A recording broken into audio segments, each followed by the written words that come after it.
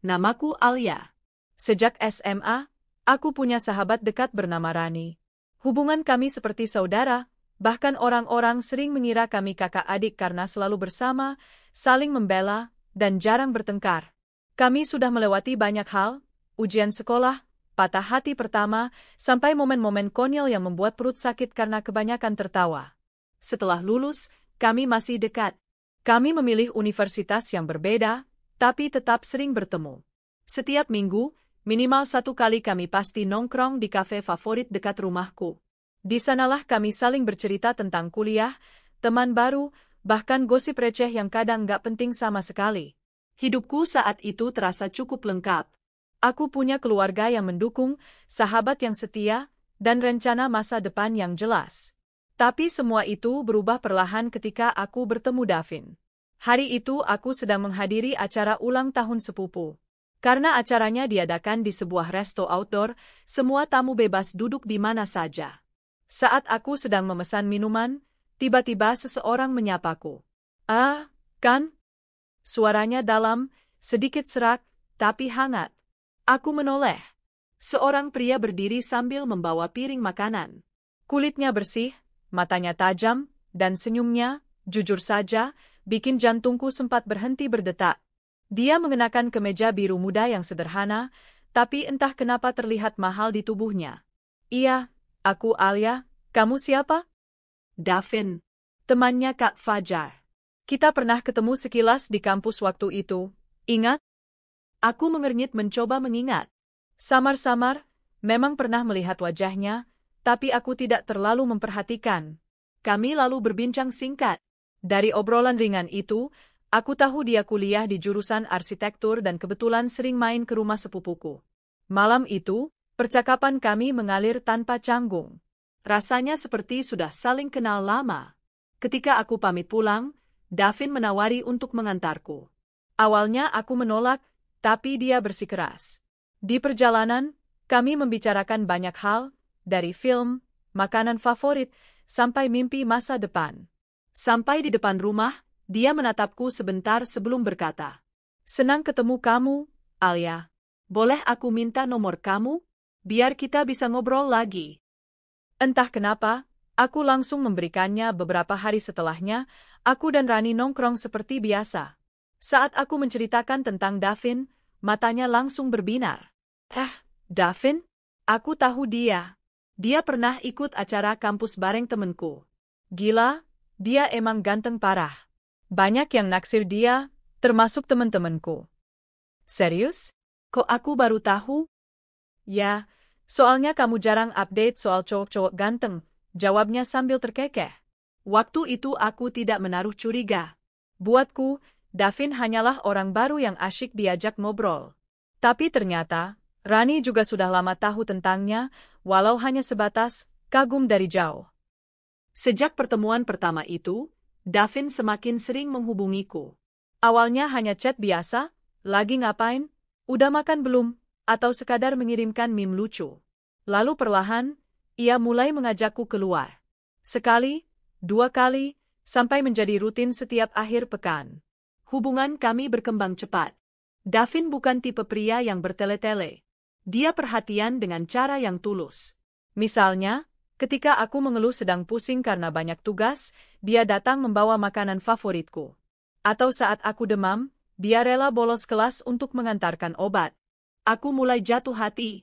Bukan hanya karena ketampanannya, tapi juga karena caranya membuatku merasa istimewa. Suatu malam, setelah kami makan malam di pinggir pantai, Davin menghentikan langkahnya. Angin malam berhembus lembut, dan suara debur ombak jadi latar yang indah. "Hah? Aku suka kamu. Aku nggak mau ini cuma sekadar jalan bareng. Aku mau kita resmi pacaran." Degup jantungku tak karuan. Butuh beberapa detik sebelum aku bisa menjawab. "Aku juga suka sama kamu, Davin." Dia tersenyum lega, lalu menggenggam tanganku. Malam itu, aku resmi menjadi pacarnya. Keesokan harinya, aku tak sabar menceritakan semuanya pada Rani. Saat aku berkata bahwa aku dan Davin jadian, Rani terdiam sejenak. "Oh, selamat, ya?" Senyumnya tipis, matanya seperti menerawang. Kok kayaknya kamu nggak seneng? Tanyaku. Bukan, aku seneng kok. Cuma, nggak nyangka aja kamu sama dia. Tapi ya udah, yang penting kamu bahagia. Waktu itu aku pikir mungkin dia hanya kaget. Aku tidak tahu, di balik ucapan selamatnya, ada rasa kecewa yang ia simpan. Beberapa minggu kemudian, aku mulai menyadari sesuatu. Saat kami bertiga kebetulan bertemu, Davin cukup ramah pada Rani, bahkan terkesan terlalu ramah. Dia sering bertanya, "Kamu udah makan?" Atau, "Kamu pulangnya aman, kan?" Awalnya aku merasa itu wajar, karena Rani adalah sahabatku. Tapi semakin lama, interaksi mereka terasa berbeda. Ada tatapan yang sulit dijelaskan. Rani juga mulai sering mengirim chat pada Davin, yang ia bilang cuma untuk nanya tugas kuliah. Aku mencoba menepis pikiran negatif. Toh, Davin memilihku, bukan dia. Tapi ada bagian kecil di hatiku yang mulai gelisah. Suatu malam, Davin mengabari bahwa ia tidak bisa menjemputku karena harus menemani temannya yang sedang ada masalah. Aku mengiyakan saja, sampai beberapa hari kemudian aku tahu dari Instagram story Rani bahwa dia sedang di kafe yang sama dengan Davin. Aku mencoba berpikir positif, mungkin kebetulan. Tapi kebetulan yang terlalu pas seringkali bukan kebetulan. Rani pun mulai jarang bercerita padaku seperti dulu. Topik tentang Davin pun ia hindari, seolah sengaja. Dan disinilah awalnya, persahabatan yang dulu kukira kuat, mulai retak perlahan. Bagian ini hanya pembuka. Aku belum tahu bahwa ini baru awal dari badai besar yang akan menghantam hidupku. Hari Minggu sore itu, aku dan Davin berencana menonton film di bioskop. Aku sudah menunggu di depan rumah sejak pukul 4, tapi pesan singkatnya datang setengah jam sebelum waktu janjian. Davin, sayang, maaf banget, kayaknya aku nggak bisa nonton hari ini. Rani lagi ada masalah keluarga, aku nggak tega kalau nggak nemenin. Aku menatap layar ponsel lama sekali. Ada rasa aneh di dadaku, campuran kecewa, heran, dan sedikit curiga. Kenapa harus dia yang menemani Rani? Bukankah aku sahabatnya? Seharusnya aku yang ada di sampingnya saat dia sedang sulit, bukan pacarku. Aku mengetik balasan singkat. Oh, hati-hati. Tidak ada protes, tidak ada marah-marah. Aku mencoba menjadi pacar yang pengertian. Tapi sejak saat itu, ada benih kecil yang mulai tumbuh di pikiranku, benih kecurigaan. Beberapa hari kemudian, aku dan Rani bertemu di kafe biasa. Tapi suasana terasa berbeda. Dia lebih sering memandangi ponselnya daripada menatapku. Bahkan saat aku bercerita panjang lebar tentang tugasku yang menumpuk, dia hanya menjawab seadanya. Sorry, aku lagi balas chat temen, ujarnya sambil tersenyum tipis. Entah kenapa, aku merasa, temen yang dimaksud bukanlah teman kuliahnya. Aku meneguk minumanku pelan, mencoba menelan rasa tidak nyaman yang tiba-tiba menguasai.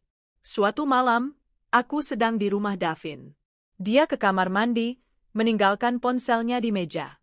Layar ponselnya menyala, ada notifikasi WhatsApp masuk. Rani, udah sampai rumah? Makasih ya udah nemenin tadi. Rasanya jadi lebih lega. Aku menatap pesan itu lama sekali. Mataku beralih pada nama pengirimnya, lalu pada foto profil yang jelas-jelas adalah sahabatku sendiri. Dadaku terasa sesak. Lega karena apa? Kenapa mereka bertemu tanpa memberitahuku? Dan apa maksudnya Davin, nemenin Rani? Davin keluar dari kamar mandi, melihatku menatap ponselnya. Sekilas, ekspresi wajahnya berubah kaku. Sayang, itu cuma... Rani lagi curhat soal keluarganya, katanya cepat. Curhatnya sama kamu? Tanyaku, berusaha tenang. Iya, dia bilang gak enak kalau curhat sama kamu. Katanya gak mau kamu kepikiran. Alasan itu terdengar masuk akal di permukaan, tapi di dalam hati, aku tahu ada yang tidak beres. Hubungan kami bertiga mulai berubah. Rani jarang mengajakku pergi. Kalau aku bertanya sedang di mana, jawabannya sering samar, lagi di luar aja, lagi ada urusan, atau main sama temen kuliah. Davin juga mulai punya banyak alasan untuk tidak bertemu denganku di akhir pekan. Kadang karena tugas, kadang karena harus menolong teman, dan entah kenapa, teman, itu sering sekali adalah Rani. Aku mencoba berbicara pada Rani suatu sore. Ran, aku merasa kita agak jauh akhir-akhir ini. Kamu sibuk, ya? Enggak kok, aku cuma lagi banyak pikiran aja. Kalau ada masalah, kamu bisa cerita sama aku. Iya, aku tahu.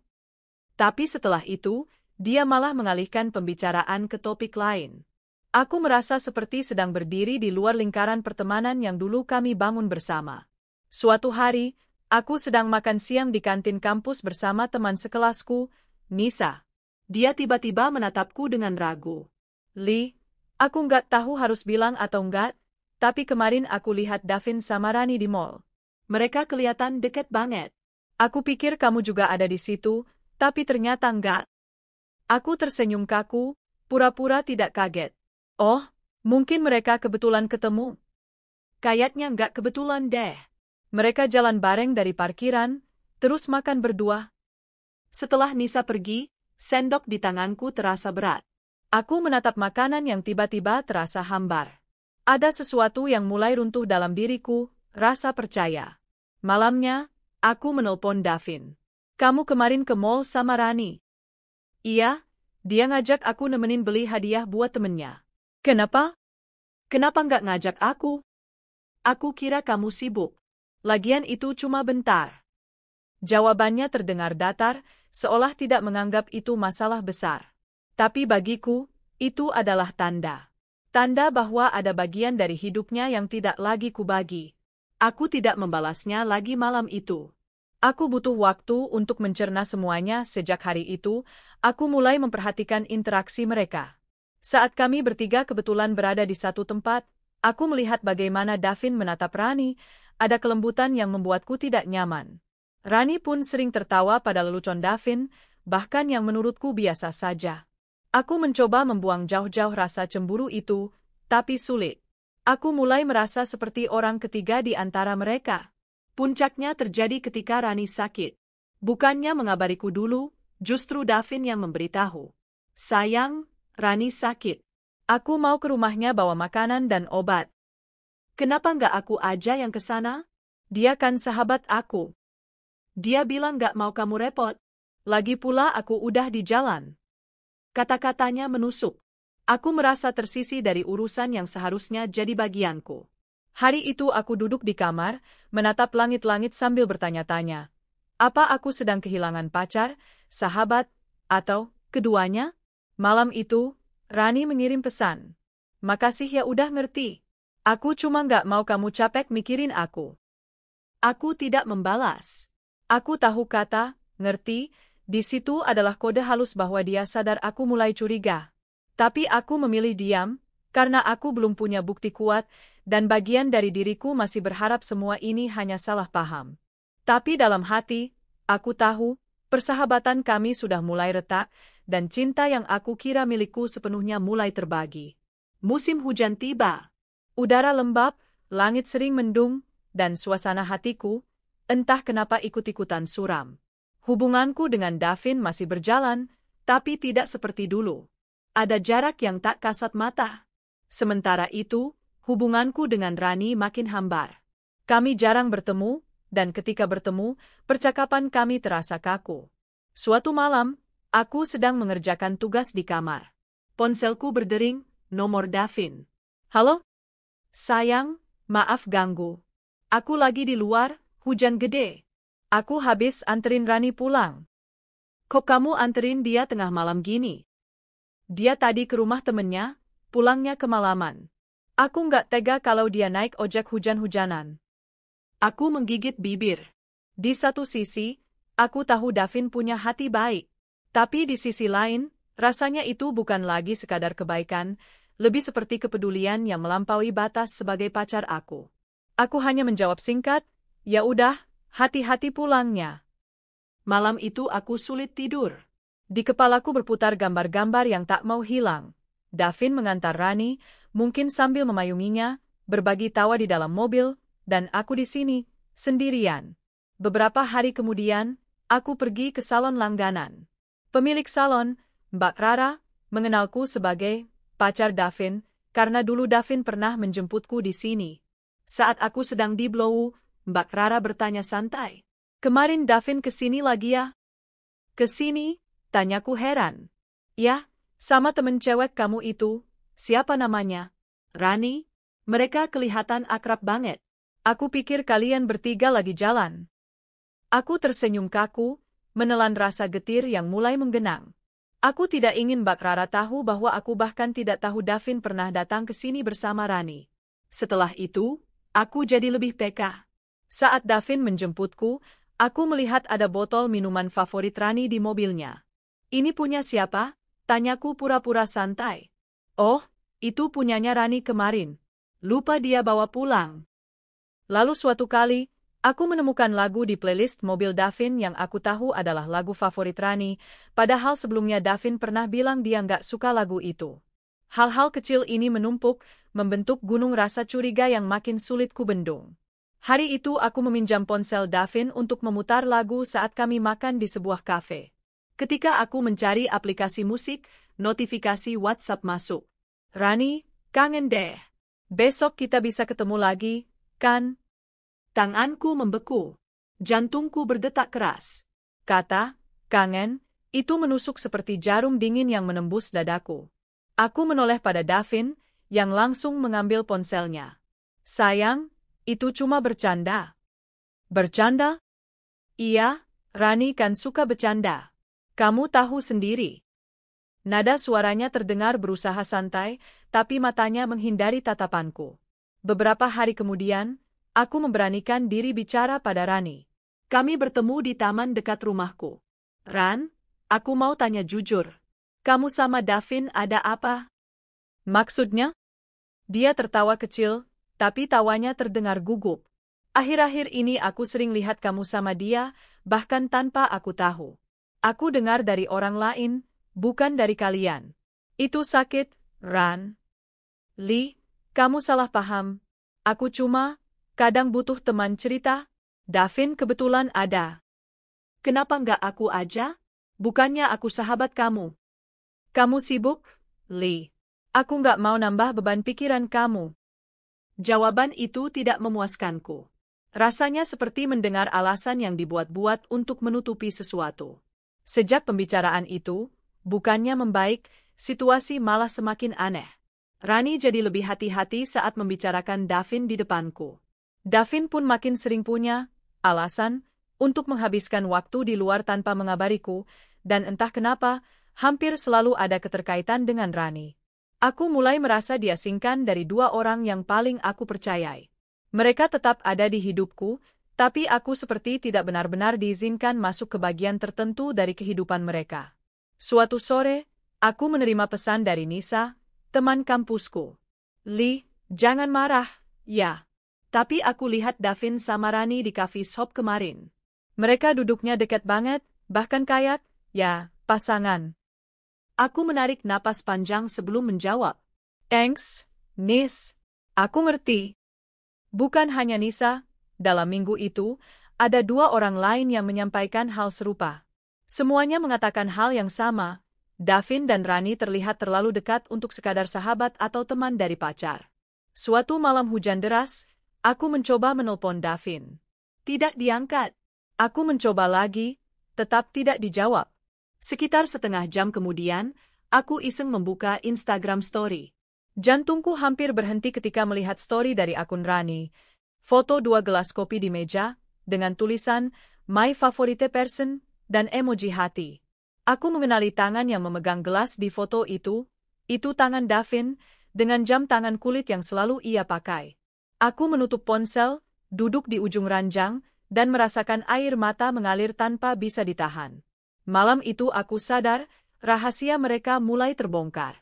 Mungkin belum sepenuhnya, tapi cukup untuk menghancurkan rasa percaya yang selama ini aku genggam. Aku tidak punya bukti fisik mereka berpacaran, tapi semua tanda mengarah ke sana. Di kepalaku, satu pertanyaan berulang-ulang. Kenapa harus dia? Kenapa sahabatku sendiri? Dan di lubuk hati, aku mulai mempersiapkan diri untuk kemungkinan terburuk, bahwa suatu hari nanti, aku akan kehilangan keduanya sekaligus. Hari itu Sabtu sore. Hujan turun sejak pagi, membuat udara dingin menusuk. Aku memutuskan untuk tidak keluar rumah, Tapi mendadak muncul dorongan aneh, aku ingin sekali melihat Davin. Sudah beberapa hari dia menghindar dengan alasan sibuk, dan entah kenapa, hatiku merasa resah. Aku mencoba menelponnya, tidak diangkat. Chat yang kukirim hanya dibaca tanpa balasan. Sampai akhirnya, aku ingat sebuah tempat, kafe kecil di pinggir kota, tempat Davin pernah bilang suka ke sana kalau ingin menenangkan pikiran. Entah kenapa, aku langsung mengambil jaket, memesan ojek online, dan meluncur ke sana. Kafe itu cukup sepi sore itu. Lampu-lampu temaram memantul di genangan air hujan di luar.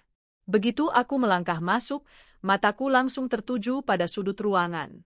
Di sana, Davin duduk menghadap Rani. Mereka tidak hanya duduk berhadapan, tangan mereka saling menggenggam di atas meja. Davin tersenyum, dan Rani menunduk malu.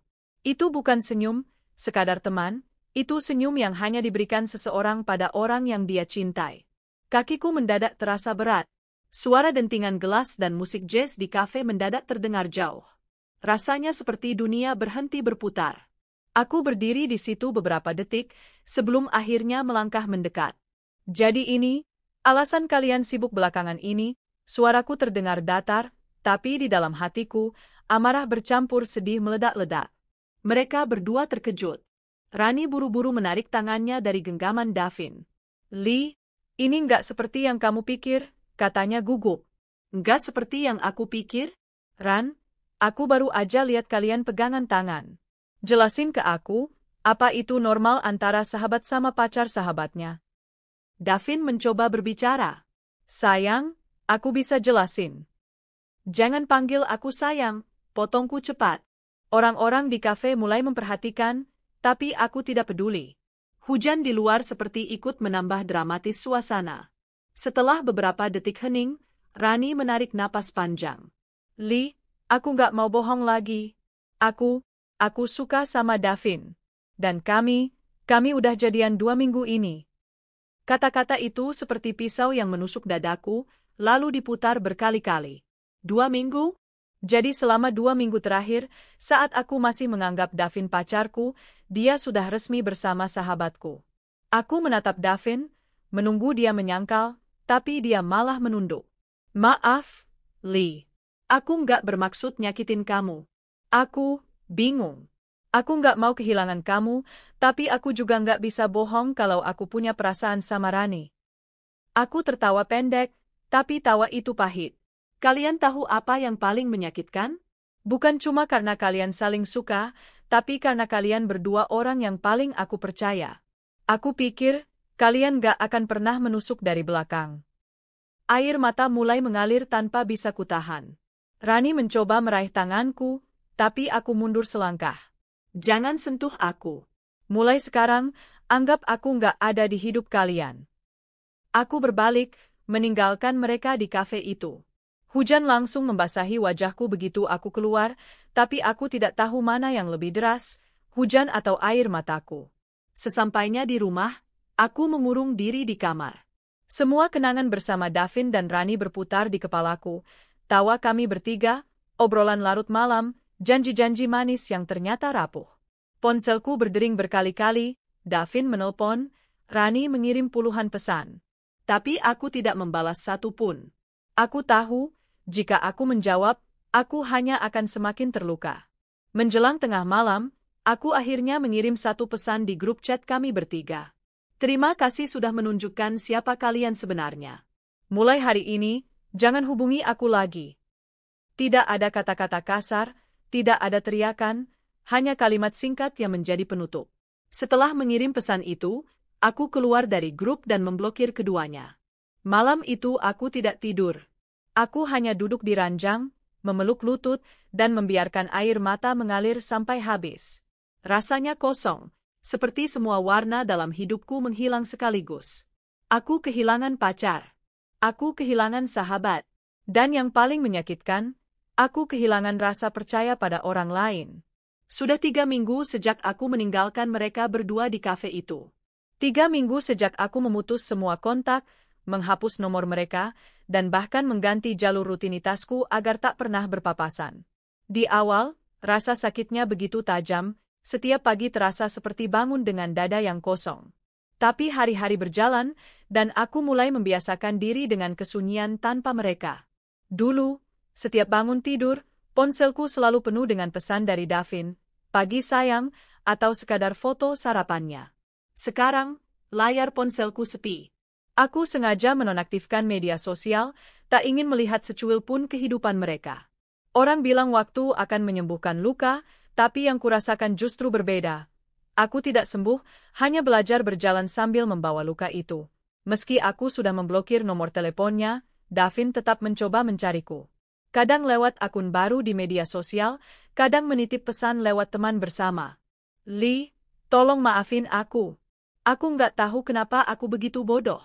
Aku kangen kamu." Aku tidak pernah membalas. Aku tahu, kalau aku membuka pintu sedikit saja, aku akan terjebak lagi di lingkaran yang sama, lingkaran yang penuh kebohongan. Dari gosip yang kudengar lewat teman-teman lama, hubungan Rani dan Davin tidak berjalan mulus.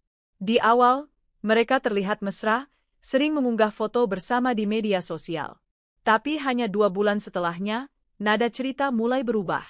Seorang teman kami bercerita padaku, "Ran itu kayaknya nggak sebahagia yang dia pikir. Davin sering membandingin dia sama kamu. Katanya kamu lebih pengertian, lebih tulus." Mendengar itu, aku hanya tersenyum miris. Aku tidak merasa senang atau puas, aku hanya semakin yakin bahwa pergi adalah keputusan terbaik. Di satu sisi, Davin mulai menyadari bahwa hubungan dengan Rani penuh gesekan. Mereka sering bertengkar karena hal sepele. Rani cemburu kalau Davin berinteraksi dengan perempuan lain, Davin kesal karena Rani terlalu menuntut perhatian. Di sisi lain, Rani mulai merasa bersalah. Teman-teman dekatnya pun menjauh, menganggapnya pengkhianat. Rasa bersalah itu membuatnya sulit menikmati hubungan yang ia rebut dari tanganku. Suatu sore, aku sedang belanja di supermarket ketika aku melihat Rani di lorong yang sama. Dia tampak kaget melihatku, bahkan sempat ragu mendekat. "Lee, apa kabar?" Suaranya pelan. "Baik," jawabku singkat, tanpa menoleh lama-lama. "Aku minta maaf. Aku tahu nggak ada alasan yang cukup buat ngampunin aku. Tapi aku nyesel, Lee. Beneran." Aku menatapnya sejenak. "Rasa bersalah nggak akan mengubah apa yang udah terjadi, Ran. Semoga kamu bahagia dengan pilihan kamu." Aku meninggalkannya di situ, tanpa menunggu jawaban. Bukan karena aku marah, tapi karena aku tidak mau membuka kembali luka yang sudah mulai mengering. Beberapa hari setelah pertemuan itu, Davin nekat menungguku di depan kantor. Saat aku keluar, dia langsung menghampiri. "Lee, please, dengerin aku sekali aja. Aku nggak bisa lanjut tanpa kamu. Kamu udah milih, Davin. Dan pilihan kamu bukan aku." "Aku salah. Rani, dia bukan kamu. Aku kangen semua hal tentang kamu, cara kamu tertawa, cara kamu bikin aku tenang." Aku menahan air mata, tapi hatiku sudah bulat. "Kalau kamu benar-benar nyesel, belajarlah dari ini. Jangan ulangi kesalahan yang sama ke orang lain." Aku meninggalkannya di sana. Tidak ada lagi kata, "kita," untuk kami. Sementara itu, hubungan Davin dan Rani semakin memburuk. Foto-foto mesra mereka di media sosial menghilang satu persatu. Gosip yang beredar mengatakan mereka sering bertengkar hebat. Rani menuduh Davin masih mencintaiku. Davin menuduh Rani hanya ingin perhatian dan status. Aku tidak ikut campur. Semua itu bukan urusanku lagi. Tapi di lubuk hati, aku tahu mereka sedang menuai apa yang mereka tanam. Suatu malam, aku duduk sendirian di balkon, menatap langit penuh bintang. Untuk pertama kalinya sejak semua kejadian itu, aku merasa damai.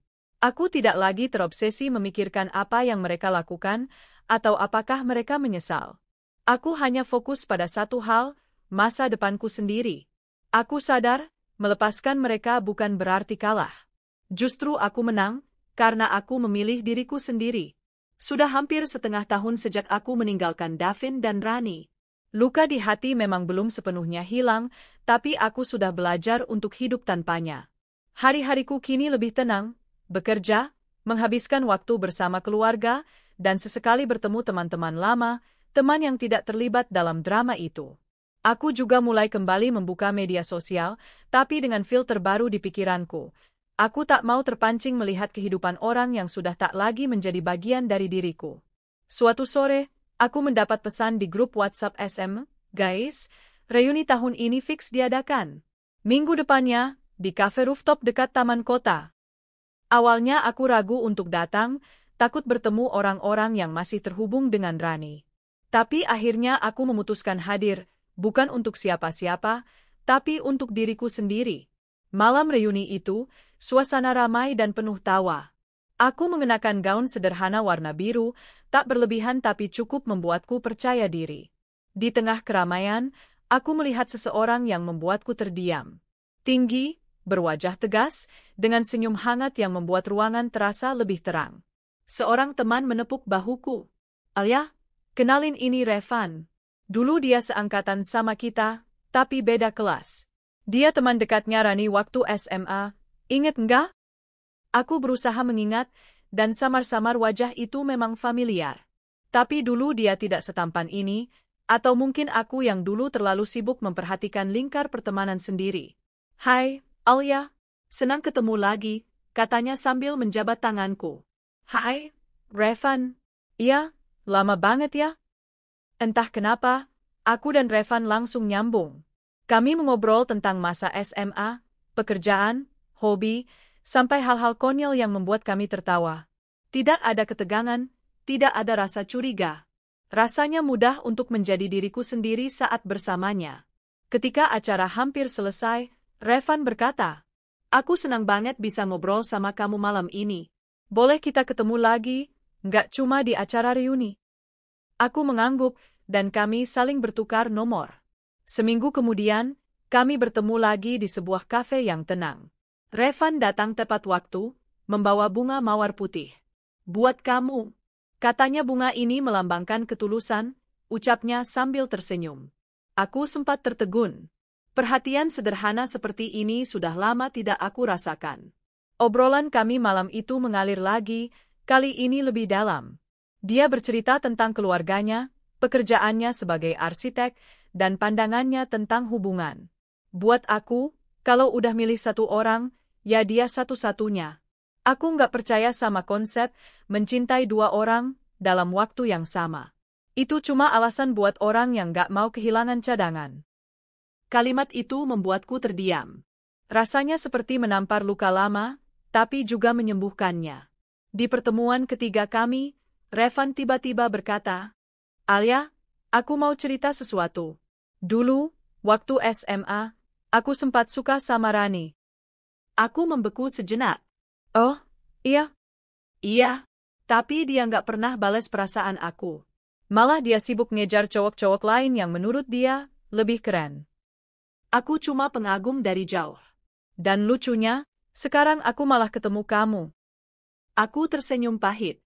Kita berdua sama-sama pernah ada di lingkaran dia. Ya. Bedanya, aku nggak pernah dapet dia, dan ternyata itu malah keberuntungan. Karena kalau nggak, aku nggak akan ketemu kamu. Ada kehangatan di matanya yang membuatku percaya bahwa dia tulus. Ternyata kabar tentang kedekatan kami cepat sampai ke telinga Rani. Aku tidak tahu bagaimana, tapi suatu malam dia mengirim pesan singkat. "Bener kamu sekarang dekat sama Revan? Dia tuh dulu suka banget sama aku, Li. Kamu nggak nyadar, ya?" Aku tidak membalas. Aku tahu, itu hanyalah caranya untuk mengganggu ketenanganku. Tapi diam-diam aku merasa aneh, seperti takdir membalas dengan cara yang unik. 1 bulan setelah kami mulai intens bertemu, Revan mengajakku makan malam di restoran rooftop. Malam itu, di bawah lampu temaram dan langit penuh bintang, dia menatap mataku serius. "Alia, aku nggak tahu seberapa dalam luka masa lalu kamu. Tapi aku janji, aku nggak akan pernah bikin kamu ngerasa jadi pilihan kedua. Kalau kamu mau, aku pengen kita jalanin ini dengan serius." Air mataku hampir jatuh. Ini adalah kata-kata yang dulu aku harap keluar dari mulut Davin, tapi tak pernah datang. "Aku mau coba, Van. Tapi pelan-pelan, ya. Kita nggak perlu terburu-buru. Aku cuma mau kamu tahu, aku ada di sini, dan aku nggak akan kemana-mana." Bersama Revan, Aku mulai merasakan hal yang dulu hilang, rasa aman. Dia tidak membuatku bertanya-tanya sedang di mana atau bersama siapa. Dia tidak bermain teka-teki dengan hatiku. Kami sering menghabiskan waktu dengan hal-hal sederhana, memasak bersama, jalan sore, atau sekadar duduk di taman sambil berbicara tentang mimpi. Perlahan, aku menyadari bahwa aku tidak lagi memikirkan Davin atau Rani. Mereka hanyalah bab lama dalam buku hidupku, bab yang tidak perlu kubuka lagi. Dari cerita teman, aku tahu hubungan Davin dan Rani semakin kacau. Mereka putus nyambung, sering bertengkar di depan umum. Davin bahkan pernah menghubungiku sekali lagi, hanya untuk mengatakan, "Aku nyesel, Lee. Kamu yang terbaik yang pernah aku punya." Kali ini aku membalas singkat. "Terlambat, Vin. Aku udah nemu orang yang gak perlu aku bagi ke siapapun." Suatu sore, aku dan Revan duduk di tepi pantai. Angin laut membawa aroma asin yang menenangkan. Dia menggenggam tanganku erat. "Kamu tahu nggak, Lee? Dulu aku pikir aku sial karena nggak pernah dapetin orang yang aku suka. Tapi ternyata Tuhan nyimpen seseorang yang lebih baik buat aku." Aku tersenyum, menatap ombak yang berkejaran. Aku juga dulu pikir aku kalah karena ditinggal orang yang aku sayang. Ternyata itu cara Tuhan nyelamatin aku. Di hati, aku tahu, inilah awal bab baru yang benar-benar layak untuk dijalani. Sudah hampir setahun sejak aku bertemu Revan. Hubungan kami berjalan mulus, penuh kepercayaan dan ketulusan. Tidak ada rahasia, tidak ada persaingan, tidak ada kebohongan, hanya cinta yang murni dan saling menghargai. Aku jarang memikirkan masa lalu, tapi setiap kali terlintas, aku tersenyum. Semua luka, semua air mata, ternyata membimbingku ke arah yang lebih baik. Revan semakin sukses di pekerjaannya sebagai arsitek. Dia bahkan dipercaya menangani proyek besar di kota kami. Aku juga merasakan perkembangan baru dalam karir, pekerjaan yang dulu terasa berat kini terasa lebih ringan karena aku punya dukungan emosional yang stabil. Kami sering pergi liburan, mengeksplorasi tempat baru, dan saling belajar satu sama lain. Hidup terasa penuh warna, bukan sekadar berjalan di tempat yang sama setiap hari. Di sisi lain, kabar tentang Davin dan Rani semakin buruk. Mereka yang dulu tampak bahagia kini terlihat canggung satu sama lain. Davin, yang dulu penuh pesona, mulai kehilangan kepercayaan diri. Bisnis kecil yang ia rintis pun mulai terganggu karena fokusnya terbagi, dan teman-teman yang dulu dekat dengannya kini mulai menjauh. Rani pun tidak kalah gelisah. Ia merasa bersalah atas pengkhianatan terhadapku, tapi tetap ingin mempertahankan Davin. Sayangnya, Davin sendiri semakin sulit percaya padanya. Mereka sering bertengkar di depan umum, dan gosip mengenai hubungan mereka tersebar luas. Aku mendengar kabar dari teman lama. "Lee, mereka nggak lagi bahagia. Kadang mereka saling diam selama berhari-hari. Nggak seperti dulu." Aku hanya tersenyum dalam hati. Bukan karena aku ingin melihat mereka menderita, tapi karena karma memang bekerja sesuai pilihan masing-masing. Suatu hari, aku duduk di teras rumah sambil menatap langit sore yang berwarna oranye. Revan duduk di sampingku, tangannya menggenggam tanganku erat. "Lee, kadang aku nggak habis pikir. Kamu dulu pernah sangat terluka, tapi sekarang kamu bahagia. Aku senang banget bisa jadi bagian hidupmu." Aku menatapnya dan tersenyum. Aku belajar, Van. Kalau kita terlalu lama bertahan di tempat yang salah, kita nggak akan pernah nemu yang benar. Kamu orang yang tepat buat aku. Aku sadar bahwa kebahagiaan sejati bukan soal siapa yang meninggalkan atau siapa yang datang, tapi soal memilih orang yang menghargai kita sepenuhnya. Sementara itu, aku mengetahui bahwa Davin dan Rani pernah mencoba menghubungiku beberapa kali setelah hubungan mereka retak. Namun aku tidak pernah menanggapi. Rasa bersalah mereka tidak bisa dihapuskan. Mereka sering bertemu, tapi selalu berakhir dengan pertengkaran kecil. Sementara itu, aku dan Revan selalu tertawa bersama, menikmati hal-hal sederhana yang dulu tidak bisa aku nikmati karena luka. Mereka menyadari, kehilangan seseorang yang tulus itu lebih menyakitkan daripada kehilangan apapun di dunia ini. Tapi waktu tidak bisa diputar kembali. Suatu hari, aku bertemu teman lama yang masih berhubungan dengan Davin dan Rani. Ia bercerita, "Davin dan Rani sering ngomong tentang kamu, Lee. Mereka nyesel banget. Tapi mereka cuma bisa lihat kamu bahagia dari jauh. Kamu sekarang gak pernah ganggu hidup mereka, dan mereka sadar, semua yang hilang itu gak akan kembali. Aku tersenyum, tapi bukan dengan rasa puas atau dendam. Aku tersenyum karena aku bebas, bahagia, dan bisa memilih masa depan tanpa terikat bayangan masa lalu. Revan dan aku merencanakan masa depan bersama. Kami berbicara tentang rumah, pekerjaan, dan bahkan mimpi punya keluarga kecil suatu hari nanti. Semua percakapan itu terasa ringan, hangat, dan penuh rasa saling menghargai. Aku tahu, cinta yang kami miliki berbeda dengan cinta yang dulu kuberikan pada Davin. Kali ini, aku dicintai sepenuhnya, tanpa syarat, tanpa persaingan, tanpa rasa takut akan pengkhianatan. Davin dan Rani? Mereka hancur, gelisah, dan hanya bisa melihat kebahagiaanku dari jauh. Tidak ada pertengkaran yang bisa kuperbaiki untuk mereka. Tidak ada kata-kata maaf yang bisa mengubah keputusan mereka di masa lalu. Karma memang keras, tapi adil. Setiap pilihan mereka, mengkhianati kepercayaan, membagi cinta yang seharusnya tulus, membawa mereka ke titik ini. Kesendirian, penyesalan, dan kegelisahan. Aku tidak perlu balas dendam. Cukup dengan menjalani hidupku dengan bahagia, itu sudah menjadi pelajaran paling besar bagi mereka. Sore itu, aku dan Revan duduk di balkon rumah kami. Angin laut membawa aroma segar, dan matahari perlahan tenggelam di cakrawala. Lee, aku janji, aku nggak akan pernah menyakitimu, katanya lembut. Aku tersenyum, menatap matanya, dan merasakan kedamaian yang belum pernah kurasakan sebelumnya. Aku percaya padamu, Van. Dan aku nggak akan lagi menoleh ke belakang. Untuk pertama kalinya dalam hidup, aku merasa bebas dari luka, bebas dari pengkhianatan, dan benar-benar bahagia. Di sana, di bawah langit senja, aku menyadari satu hal. Kebahagiaan sejati tidak datang dari orang yang salah atau cinta yang dipaksakan. Kebahagiaan datang ketika kita menemukan orang yang tulus mencintai kita, dan kita berani melepaskan yang tidak pantas. Langit senja memerah perlahan, menyisakan sisa cahaya yang hangat di balkon rumahku. Revan duduk di sampingku, tangannya menggenggam tanganku dengan erat, dan aku menatap laut yang berkilau di bawah sinar matahari terakhir hari itu. Aku menarik napas panjang, membiarkan angin menyapu semua sisa kepahitan yang pernah menghuni hatiku. Aku teringat kembali semua yang terjadi, semua air mata, semua pengkhianatan, semua kebohongan yang dulu menghancurkan kepercayaan yang aku punya. Rasanya seperti menonton sebuah film yang begitu nyata, dan kini aku berdiri di akhir cerita itu, sebagai penonton sekaligus tokoh utama yang selamat dari badai. Dulu, aku begitu percaya pada Davin.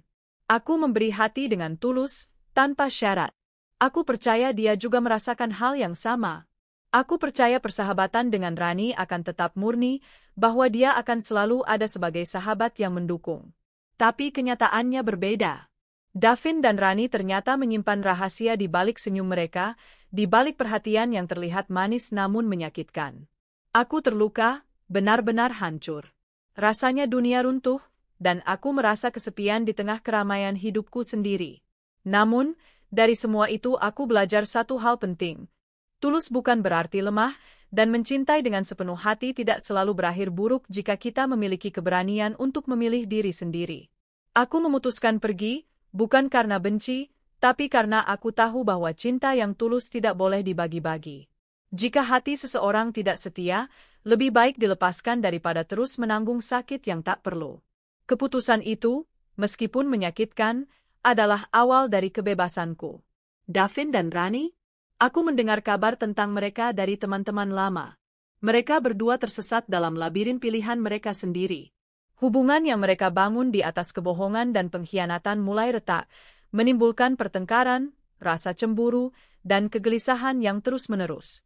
Mereka menyadari bahwa kehilangan seseorang yang mencintai mereka dengan tulus adalah pelajaran yang paling pahit. Mereka hanya bisa menatap dari jauh, melihat aku bahagia bersama Revan, dan merasakan penyesalan yang tak ada obatnya. Aku tidak merasa senang atas penderitaan mereka. Aku hanya merasa lega, bahwa alam semesta akhirnya menyeimbangkan pilihan dan konsekuensi. Karma itu bukan tentang balas dendam, tapi tentang keadilan alami yang muncul ketika seseorang memilih jalan yang salah. Revan berbeda. Dia bukan hanya sosok yang menarik atau sukses di bidangnya.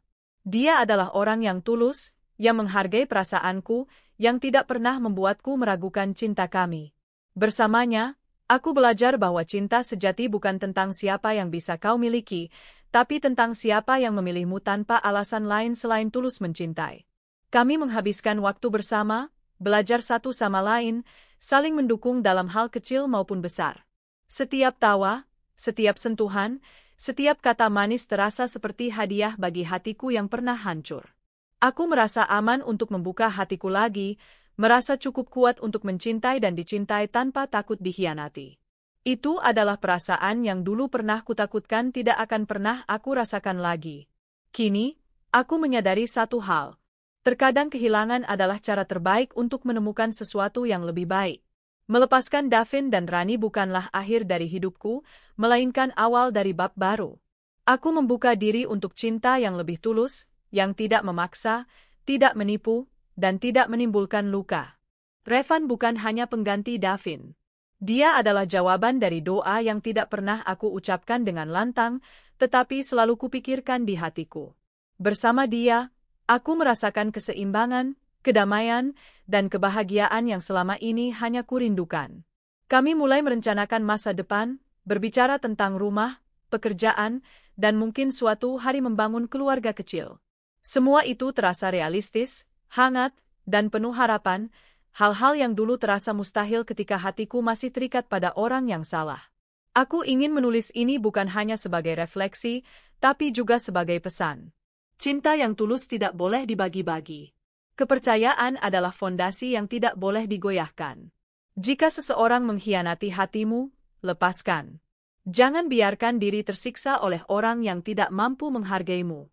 Jangan takut untuk membuka hati lagi, bahkan setelah dikhianati. Karena di luar sana, selalu ada orang yang pantas dicintai dengan sepenuh hati. Aku membuktikannya sendiri. Luka yang dulu terasa seperti akhir dunia, ternyata hanya awal dari hidup yang lebih indah. Sore itu, aku duduk di balkon, tangan dalam genggaman Revan, mata menatap laut yang berkilau. Angin membawa aroma segar, membawa pesan bahwa hidup selalu memberi kesempatan kedua bagi mereka yang berani melangkah. Aku tersenyum, bukan karena aku telah membalas dendam atau menunjukkan kesuksesan kepada mereka yang menyakitiku, tetapi karena aku benar-benar bahagia. Bahagia karena memilih diri sendiri, bahagia karena mencintai dan dicintai dengan tulus, dan bahagia karena masa lalu yang menyakitkan telah menjadi pelajaran berharga. Di sana, di bawah langit senja, aku tahu satu hal pasti. Cinta yang tulus akan selalu menemukan jalannya, dan mereka yang memilih jalan yang salah akan menghadapi konsekuensi dari pilihan mereka sendiri. Hidupku kini penuh warna, damai, dan bebas dari bayang-bayang pengkhianatan. Dan aku tahu, apapun yang terjadi di masa depan, aku siap menghadapi dunia dengan hati yang utuh dan cinta yang sejati.